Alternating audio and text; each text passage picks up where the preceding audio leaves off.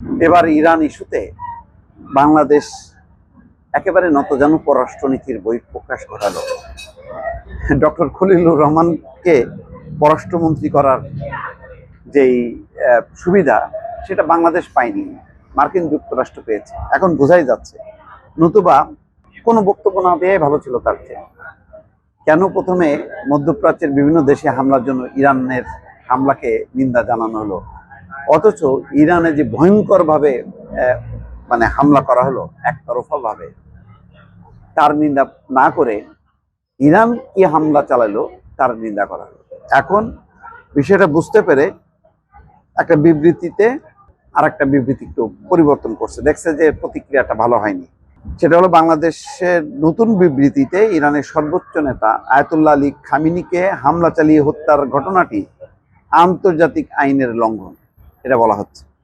এর আগে পররাষ্ট্র মন্ত্রণালয় আরেকটা বিবৃতি দিয়েছিল, যেখানে ইরানের সর্বোচ্চ ধর্মীয় নেতার মৃত্যু নিয়ে বাংলাদেশের কোনো বক্তব্য ছিল না। অদ্ভুত ব্যাপার। তারপরে বুঝতে পারছে যে বিষয়টা তো খুব খারাপ হয়েছে, এখন বিবৃতিটা চেঞ্জ করছে।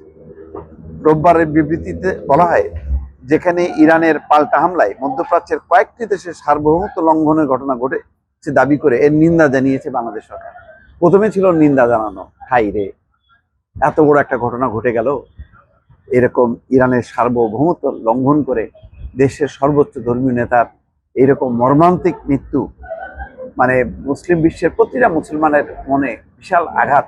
শুধু মুসলিম হিসেবে বাদ দিল, এইভাবে ঘটনা যেটা ঘটালো, সে মুসলিম হোক, যে ধর্মেরই হোক না কেন, যে কোনো রাষ্ট্রের, স্বাধীন রাষ্ট্রের, এইটা কি মার্কিন যুক্তরাষ্ট্র পারে?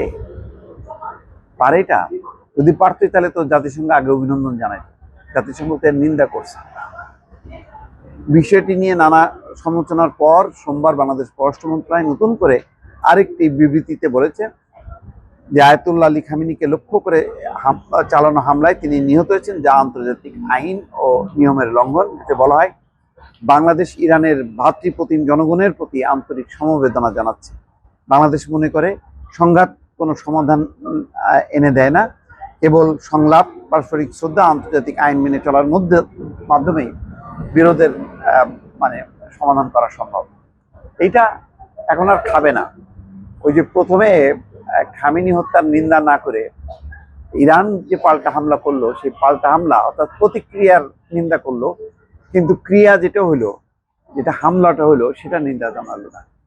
এটা খুবই দুর্বল একটা পররাষ্ট্রনীতির বহিঃপ্রকাশ, এবং আমেরিকাকে প্রথমেই জানানো যে আমরা তোমার সাথে আছি।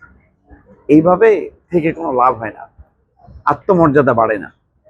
এটা নতুন সরকারের, আমি বলবো, জন্য এটা খুবই একটা চপেটাঘাত হয়েছে। এটা ভালো কোনো পররাষ্ট্রনীতি হয়নি।